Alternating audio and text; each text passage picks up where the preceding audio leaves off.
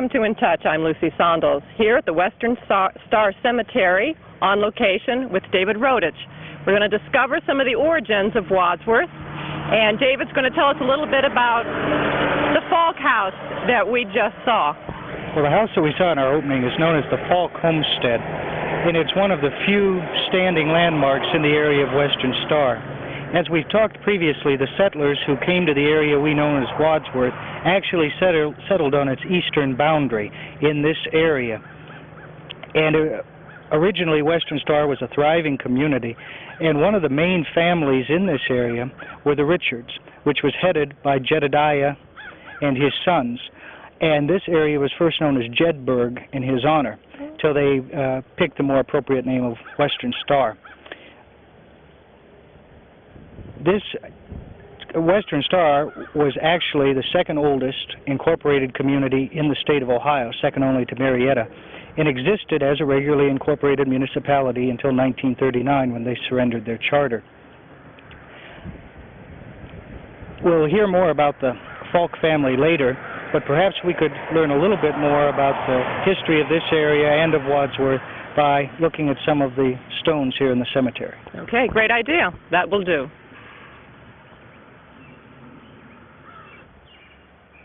The sign at the entrance to the cemetery indicates that it was begun about the year 1800, but in fact the stone that we're looking at is of Anna Wright, the wife of Ebenezer Wright, one of the early settlers of this area, who died in 1825, and actually her burial was the first in this cemetery. As we look around at the different stones, you'll notice a lot of names that are familiar to us as being pioneers of Wadsworth. The Bennetts, the Curtises, the Browns, and the Spellmans. We've talked before about Laura Spellman, who was born on Main Street in Wadsworth and grew up to marry John D. Rockefeller, the richest man in the world, and some of her relatives are also buried in this cemetery. One stone that is particularly interesting to me, not because it's so attractive, but because as I've traveled around to various cemeteries, I find that this family consistently uses this style of stone.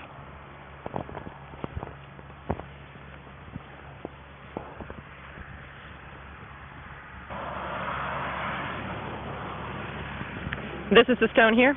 Yes, it's a rather simple construction actually. It's concrete with a bronze plaque on either side giving the names of the family members who were buried around it.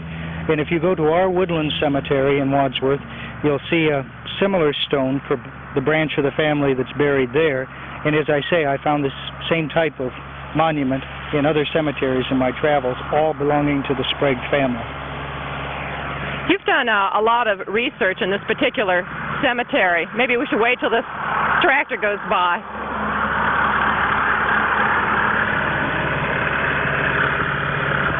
Why don't you tell me a little bit of your involvement with the Western Star Cemetery? Well, my original work that brought me to Western Star was on my church history, and one of our charter members was W.H. Wright and his wife. And W.H. Wright's mother was buried in this cemetery. That's the stone we just saw a moment ago. And in trying to locate his grave, I thought perhaps he also was buried here. And that brought me here. At that time it was weed infested. There was no fence around it. It was terribly overgrown. 1 acre of it was not used at all. There were animals grazing on it, and most of the stones were in disrepair. I contacted the Norton Cemetery Board at that time, and they told me the records had all been destroyed. So using maps provided to me by the Summit County engineer, I was able to come in and over a period of time catalog all of the graves. The only way, of course, that I knew if someone was buried in a particular location was whether or not a stone still existed. Another thing that brought me to this area was the connection, as I mentioned previously, with Wadsworth families. And one of those people is Lyman Brown, whose stone we have up towards the front of the cemetery. Mrs. Wright was the first burial here, John Sprague was the second, and Lyman Brown was the third. Okay, we'll take a look at that one.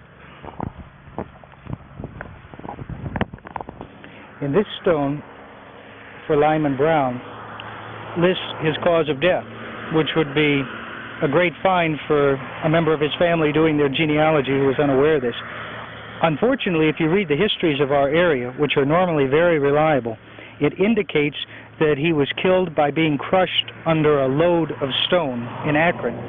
But if you read the inscription, it says that he was crushed, his death was caused by being crushed under a lock stone in Akron. And that was during the construction of the Ohio Canal, which passed through the Akron area. So that's one instance where the written histories are inaccurate, but the tombstone's correct. And we've talked previously, can we make it down there, about George Bennett, the founder of the Young Folks Gem, whose paper reached a circulation of over 400,000 before his death at the age of 23 in 1874. And we mentioned that Bennett's funeral was held in the Universalist Church, which is now the Town Hall in Sharon. His body was brought here by his employees, who laid him in his grave, and each of them walked by the open grave and removed a sprig of evergreen that they had pinned to their coat and tossed it upon the coffin. It was reported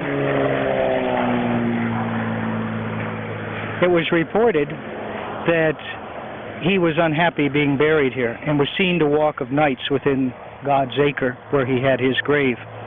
And there were many reports of his ghosts. And Eleanor Shapiro, in her Wadsworth Heritage in 1964, noted that in recent years, George Bennett's large white tombstone has been knocked down by marauders of this country cemetery, unmindful of the reported threats of George Bennett's ghost. One of the things that I did, we were speaking about some of the work that I did out here, was to encourage them to have his stone set up right. And since that time, I haven't heard of any other reports of his ghost, so perhaps he rests a little more soundly now. Yes. It's great. Can we make it down there? No.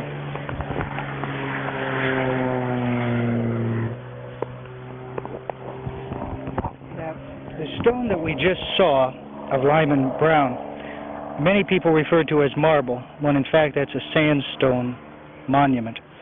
And if the engraving's done deeply enough, they seem to hold up rather well. George Bennett's tombstone, on the other hand, is marble and does not hold up well in our climate. Of course, it has the inscription and the dates of his death and his age. And there's a rather interesting little carving up at the top, which is of a hand clutching some type of a paper. And in many cases, you'll find inscriptions like this or engravings where they'll be holding a Bible, either opened or closed. But this isn't a Bible. It's too long for that. And I suspicion that it's a copy of one of his papers that made him a millionaire and also brought about his early death. Well, I noticed that the date of death here is clear for all to see, but Lyman Brown's tombstone seemed to have been eliminated somehow. Yes, apparently some of the sandstone had chipped away over the years because of the weather getting up inside of it and just breaking away. He was actually buried in 1825, but the local histories, written by one of his cousins, in fact, records the date of death as 1826. I see. And so this is the tombstone here where the ghost may appear. I wonder if he's going to be upset over the fact that his tombstone isn't together. Well, that's one thing I never managed to do. In fact, I found the top part of the tombstone back in a clump of weeds, and I managed to get it up this far, but apparently they haven't bothered to try and reattach it. Has this cemetery been subject to a lot of vandalism? It seems to be rather obscure except for the airplane here. There had been a lot of vandalism previously. I think a lot of people were just unaware that it even existed because of its overgrown condition, and so no one came out here. Most cemetery superintendents now are hesitant to report vandalism to the media because it becomes a contest between groups of vandals. Well, this group damaged 40 stones, will damage 50. So sometimes it's in their best interest not to publicize it. We'll be going to we're now going to take a look at some of the other interesting tombstones here at Western Star. Well, Lucy, the Western Star Cemetery only consists of 2 acres, and until the last year or so, one of the acres had not been developed. But within this one small acre, there are 4 veterans of the Revolutionary War who are also memorialized in the Daughters of American Revolution monument in our Woodlawn Cemetery. But in front of us, we have the monument of Jedediah Richards. I mentioned him a few moments ago as being one of the founders of this area when it was called Jedburgh. And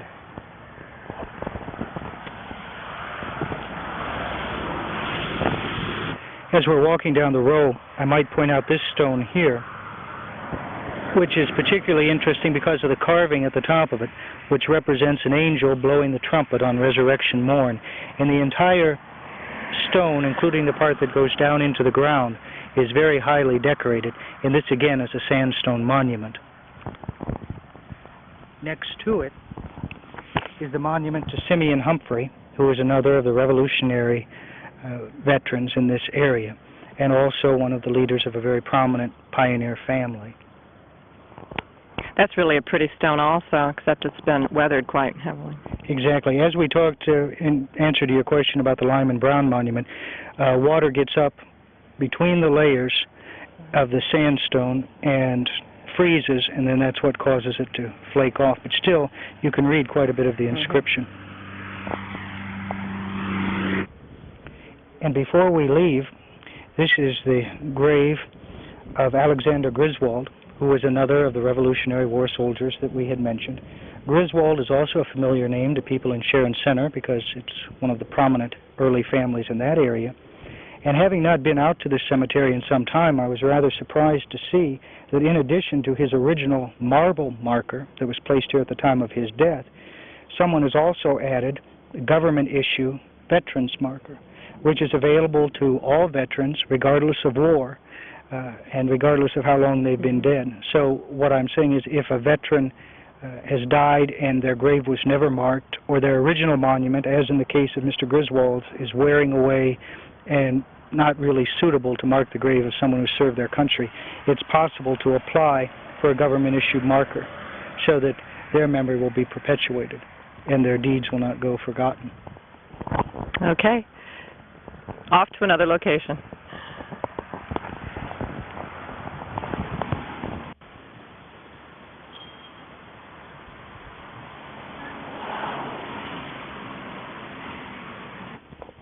We've come straight down Medina Line Road here to this church, which is evidently in Wayne County, as we saw from the historical plaque that was on the church. Where are we really, David?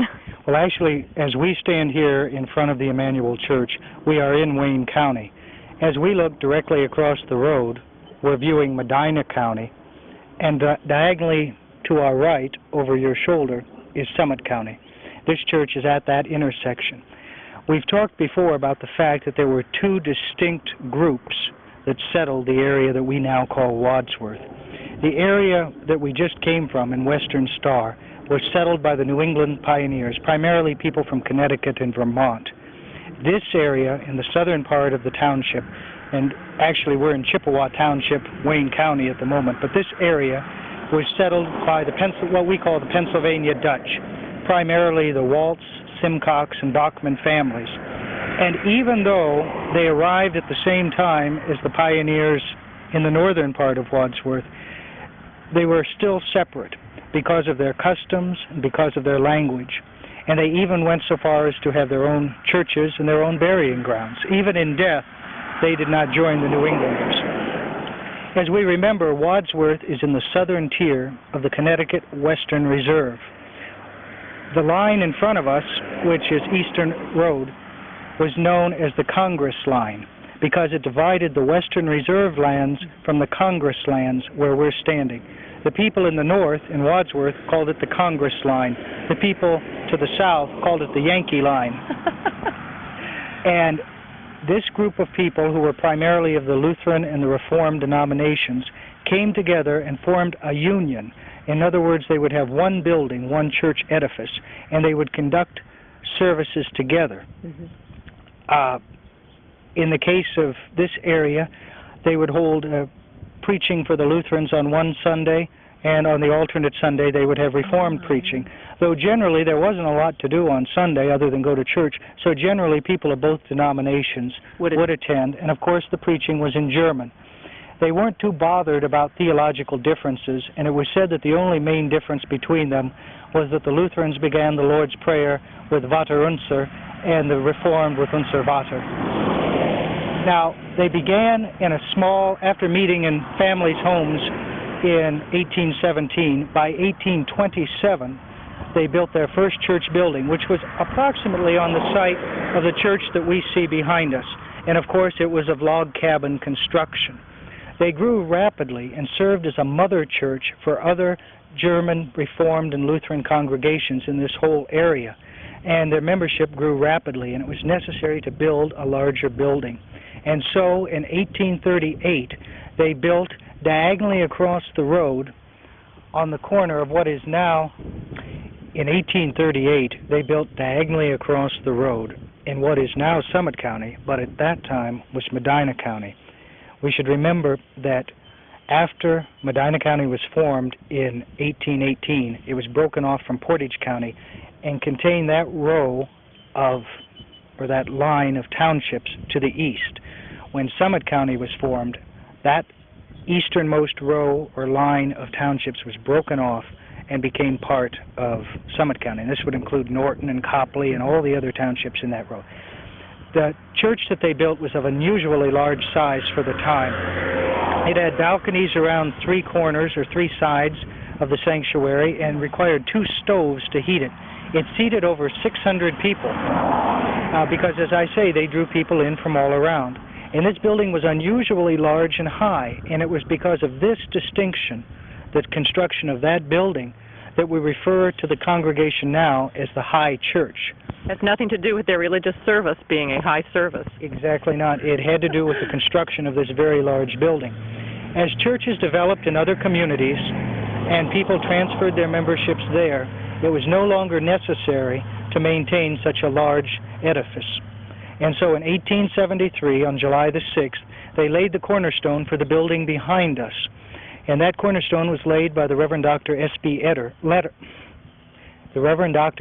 Leiter, whose residence was in Wadsworth on the site of our post office. And he was the preacher for this church and laid the cornerstone. And somewhere between 800 and 1,000 people attended that ceremony. This church was built and, as you can see, retains pretty much its original appearance, though, of course, improvements and modernizations have been made over the year. Though the official name of the congregation is the Emmanuel United Church of Christ, those of us in the area still refer to it as the High Church, as a reminder of their heritage and not because of the size of the present building. And, like in Western Star, they had a cemetery adjacent to it. One of the first deaths that occurred within this Pennsylvania Dutch community was of the little daughter of Peter Waltz, and she was buried on a portion of her father's farmland. Later that same year, Daniel Ware died. He was the first adult to die in this community and was also buried in the Waltz land. The funeral was preached by John Wise of Guilford, and the coffin was made by Reuben Warner, who was the son of another Wadsworth pioneer, Salmon Warner, who we'll talk about a little later on. Reuben Warner had to split a tree and then cut off slices of it and hone it down to make a very rude coffin that could be used for Daniel Ware's burial. And eventually, this became the burial ground for the Emmanuel congregation, though it's still known among older residents of the area as the Waltz burying ground, just as the Emmanuel High Church is known as the Waltz Church. And as we look through the cemetery, we find many names that are familiar to us still in Wadsworth today. We see familiar names like the Bachmans, Wise, Longs, Simcoxes, Everhards, Coplands, and other members of this Pennsylvania Dutch community whose relatives eventually migrated to the downtown area of Wadsworth. After the earlier New England families either moved on westward or died out, the Pennsylvania Dutch community with their large families came into greater prominence, and as did their churches. And of course, one of the results that we have of that is the Lutheran Church and the Reformed, or the United Church of Christ, in Wadsworth today. As they moved to Wadsworth, did they leave their relatives buried out here? Oftentimes, as they achieved some degree of prosperity, they would move the bodies of their loved ones to Woodlawn Cemetery in Wadsworth. But still, many of them maintain space here, and conversely, some of the people who have moved their residence up into Wadsworth still are buried in this area to be near the rest of their family. Before we leave this area, I have a question about Western Star, which we drove through and I didn't even notice. Why is there no remnant of this community of Western Star nowadays? Well, one of the reasons that we visited the cemetery rather than what you might call the downtown or the crossroads area of Western Star is because not too much of its historic buildings remain. At one time, the area of Western Star had hotels, schools, churches, many different types of factories, and mercantile enterprises. But as time passed, these were torn down, and so there aren't too many remnants of that left. There was no movement on to try to save some of the historical sites? There really wasn't, because there weren't too many people living in the area. They had a very small population the entire time that they existed, and were dependent became increasingly dependent upon Wadsworth and Norton and Akron for the commodities that they needed. So it was no longer necessary for them to produce the things locally. Okay. Where are we off to next? Well, we mentioned a few moments ago about the Pennsylvania Dutch community settling down in this area, but as I said, some of them did migrate towards the north, and we're going to visit the Miller Farm, which was settled by one of the Pennsylvania Dutch community. Okay, off we go.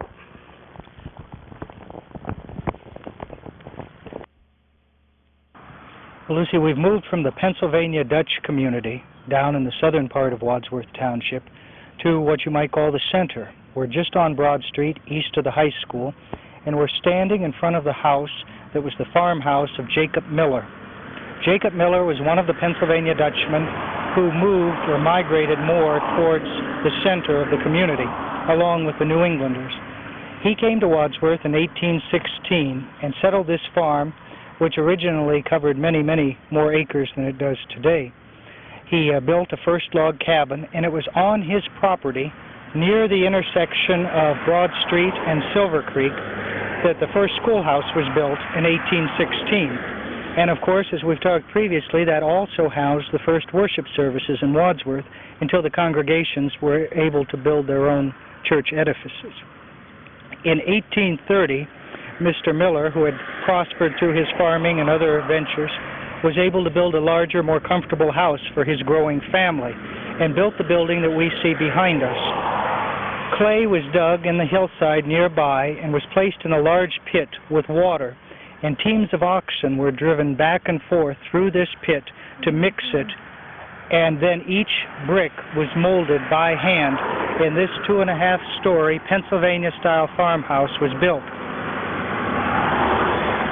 In the 1930s, it was stuccoed over and converted into apartments, but it's remained in the same family since that time. One of Mr. Miller's granddaughters, Martha, was married to Dr. Ferdinand Falk, whose home we saw at the opening of this program.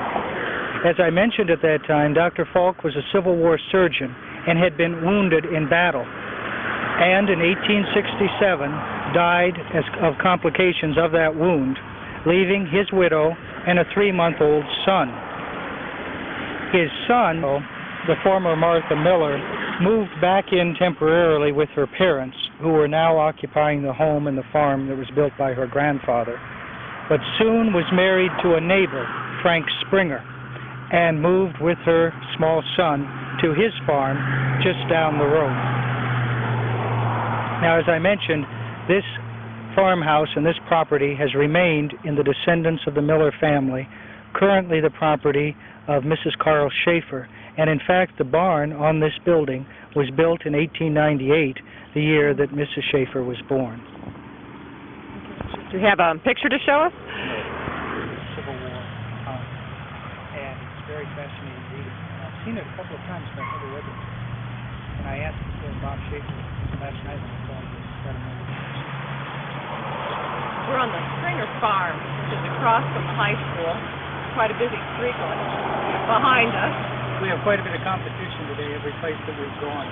But we moved diagonally across the street from the Miller farm, and as I mentioned, Martha Miller Falk married Frank Springer and came here with her infant son, Frederick. And they lived here on the Springer farm.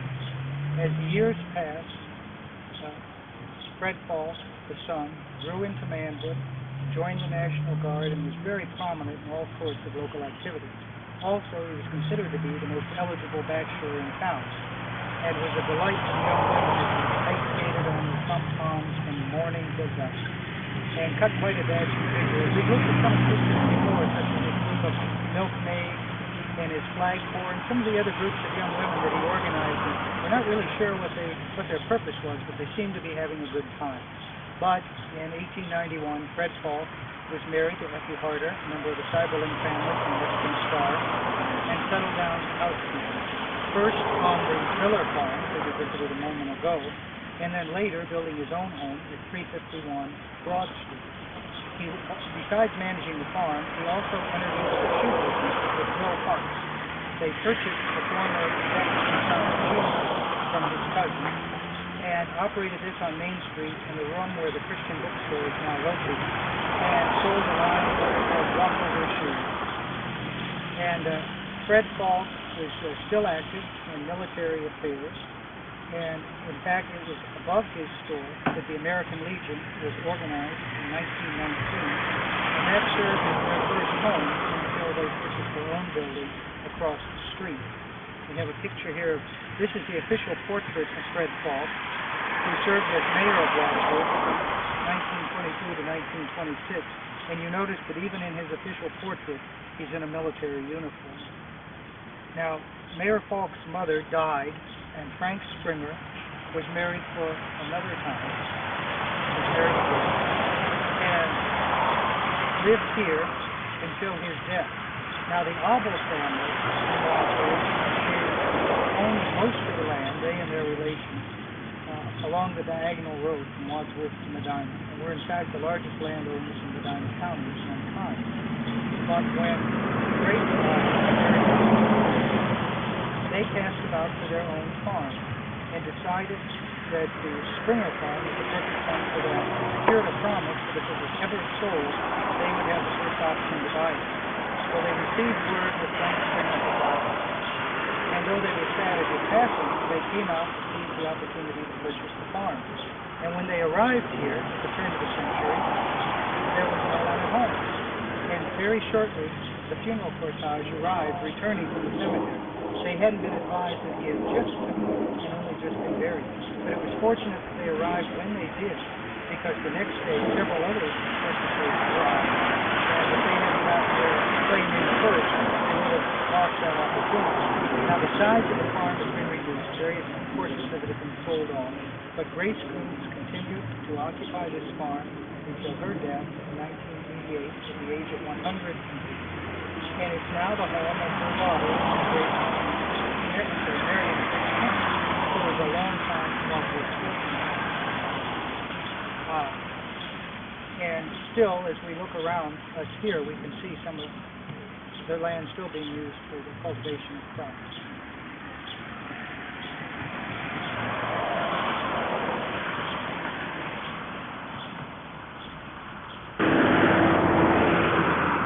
As you can see, we're here at the corner of Humboldt and Broad, and many of the street names here in Wadsworth are named after famous people. And I'm assuming, David, that Falk Avenue was named after Fred Falk. That's correct. Okay, and why did you bring us out here? Well, Lucy, this area is quite historic and also is the scene of a disappearance. We have a mystery here. But to explain a little bit about this area, this part of town was originally known as the Gallagher Farm. You have a picture here of the farm? Yes, and it was in the farmhouse of John Gallagher Sr. that the first Catholic worship services were held in Wadsworth.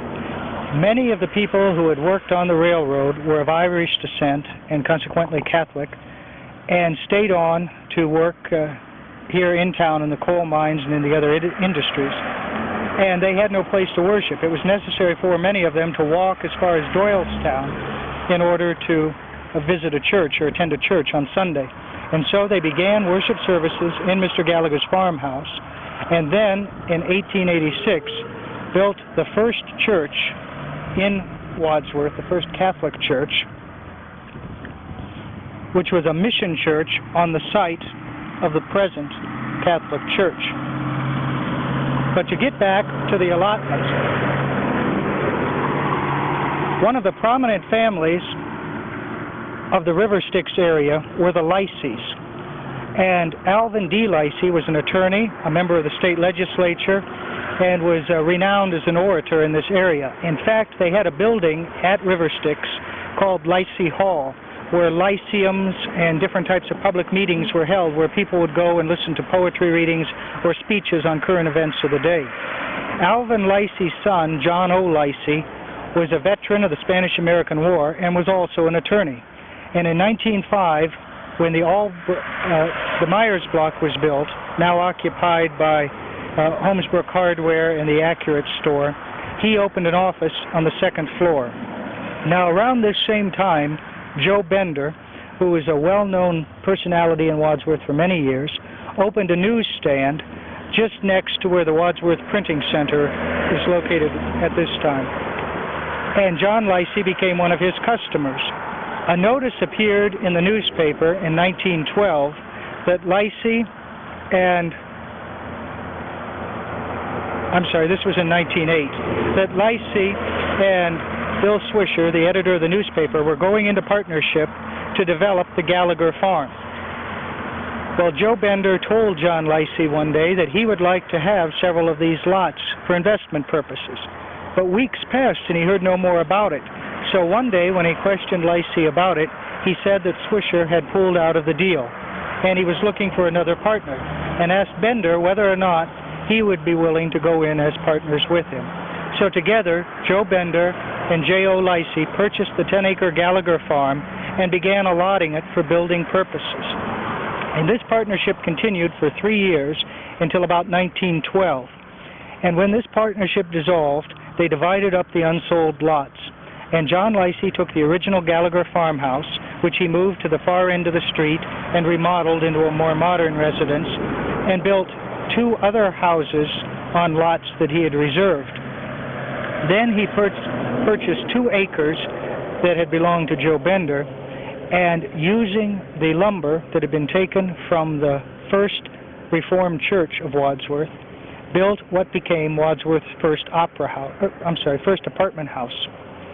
And this was a building of 5 5-room apartments, and in later years this came to be known as the Pumpkin, because it was always painted kind of a garish yellow-orange color.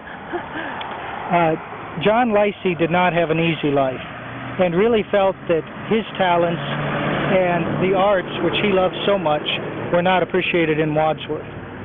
And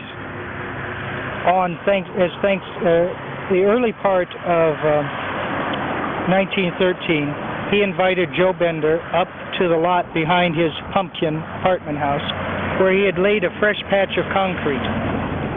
And in this, he wrote his name, John Othello Lycey, and the date June 13th, 1913.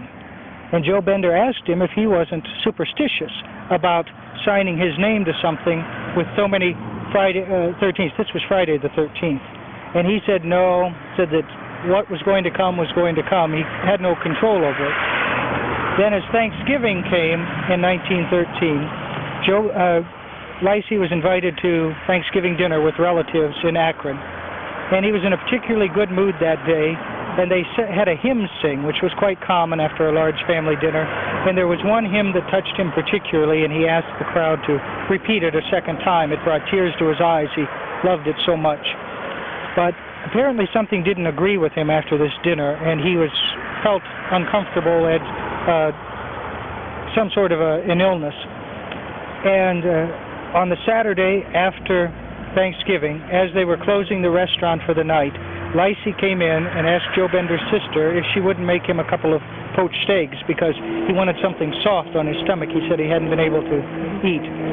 And as he was eating his eggs, he explained to Joe Bender that he intended to leave Wadsworth, and he was going to search out a small town somewhere that didn't have a picture show, and he was going to start showing nothing but cowboy movies. He said because people generally didn't have an appreciation for the finer things in life. He said if old Will Shakespeare was to walk down the streets of Wadsworth, no one would recognize him. And he bid Bender and his sister good night and left, and that's the last he saw of him alive. Within days, Lacey was dead. Joe Bender attended the funeral, and at that service, in honor of John Lacey's memory, the congregation sang that hymn that he loved so much from Thanksgiving. An auction was held to sell off his holdings, including the pumpkin. And though a large crowd gathered, there were no bidders. So Schuyler Durling, who was vice president of the Wadsworth Savings and Trust, suggested that Bender be the one to buy it. And he said no, it was already overextended. He had too much money owing. And he said, well, I know that Ed Stevenson, the carriage maker, has the mortgage on it, and you can get it for just $25 over what the amount of the mortgage is. So Bender entered the hotel business and operated this apartment building until the 1960s, when it was purchased by the Christian and Missionary Alliance congregation and was raised for additional parking. But though that's an interesting story and many unanswered questions circulate around it, that's not the mystery we came here to explore. We saw earlier the street sign which proclaims this to be the corner of Broad and Humboldt. But you'll notice that Humboldt is spelled Humbolt.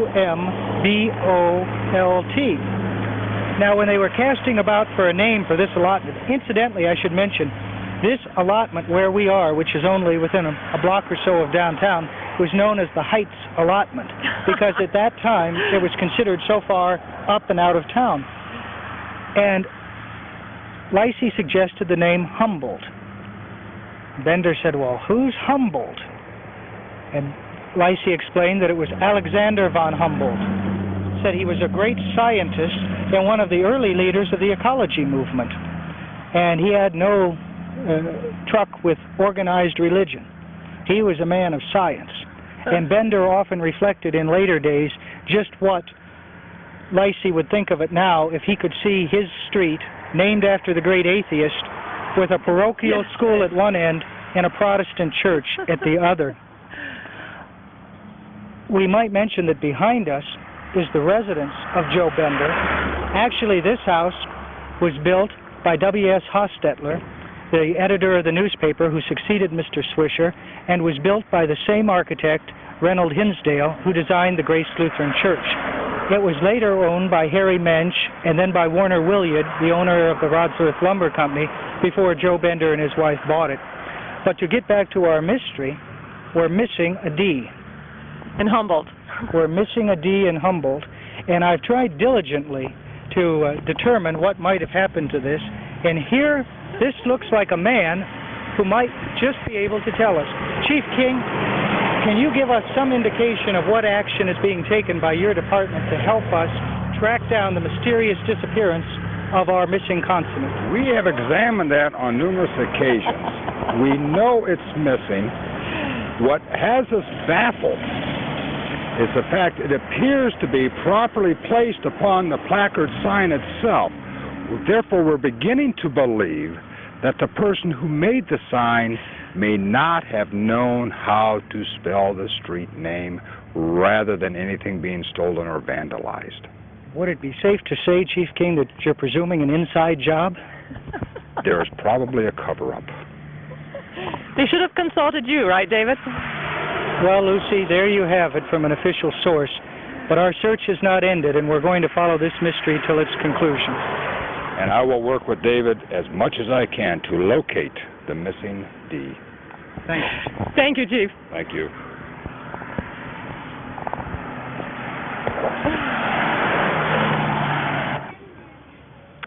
To conclude this segment with David Rodich, we're here in Durling Park, and David has brought us here for numerous reasons.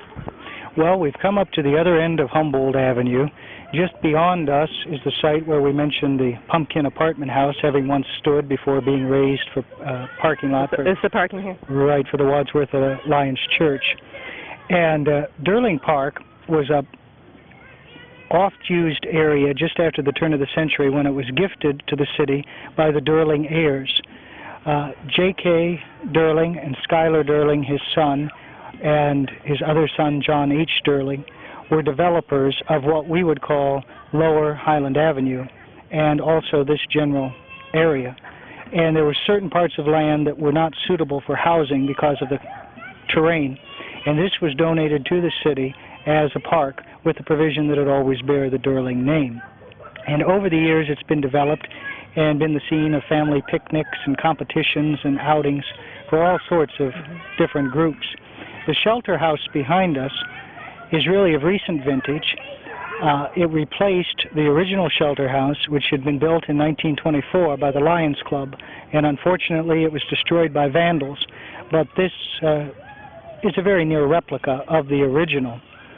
Besides the later facilities that were added here, like the sliding boards and swings and other things that we can hear in the background, and the tennis courts and the ball playing field, there were some natural attractions to this area also. It was very heavily wooded in those days because lower Crestwood and Woodland Avenues had not been developed. And also because of the stream which runs through here, made an interesting hiking spot for young people. This stream begins in the northeast corner of Wadsworth Township and runs diagonally to the southwest. Now it's been culverted over and runs under many buildings, but part of it is still exposed within the park. Also, behind us in the wooded area can be seen remnants of a railroad spur that once carried coal cars to the mines up on the Akron Road and as far north as Clark's Corners. And this would tie in with the main railroad down in the south end off South Main Street. And in going through there, you can still occasionally find a railroad spur or some a spike or some remnants of that facility. And it's a very nice, calm spot to come and just spend a lunch hour or to come in the evening and relax and read. Was it, and it was always used as a park? You have a picture you said of? It was always used as a park facility. As I mentioned, the Lions Club contributed the shelter house behind us and were also responsible for a great deal of the park equipment. And we have a picture here from the 1930s showing some of the children enjoying the different toys that they could play on at that time, and they don't look greatly different from the type of things that are around us right now. In fact, I think I've played on some of these myself. Although my husband's family is a longtime resident of Wadsworth, I found it quite confusing when I moved here that Durling Park is in this location and Durling Drive is elsewhere. Well, we're very fortunate in Wadsworth in having such a large number of acres devoted to park facilities. As I mentioned, this area was named specifically. J.K. Durling, who was one of the founders of the Wadsworth Bank, which eventually became Wadsworth Savings and Trust, and the Citizens Bank that many of us are familiar with, died in 1911. And within 2 days, his son, John Hubbard Durling, who was the cashier of the bank, also died. And so this was a very sad time, not only to the family, but to the community to whom these two men had contributed so much. And it was for that reason that it was decided to name the park in their honor. The other son, Schuyler Durling, who became executive vice president of the bank, entered into the real estate development business and developed the area of Overlook and Gordon and part of Summit Street into what was called the Colonial Heights allotment. Across the street, he developed 1st, 2nd, 3rd Street, and Durling Drive into what was called the Spring Hill allotment, named after his Spring Hill dairy farm there. And of course, as do a lot of developers, when they open an allotment, they have the privilege of naming one of the streets after themselves, and that's what Schuyler Durling did. So it is named after members of the same family, but at different times and for different reasons. Well, that cleared up a mystery that I had.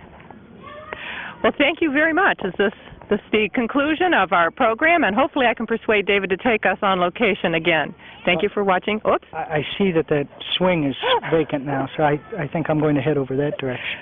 I'll push you. Thank you for watching In Touch.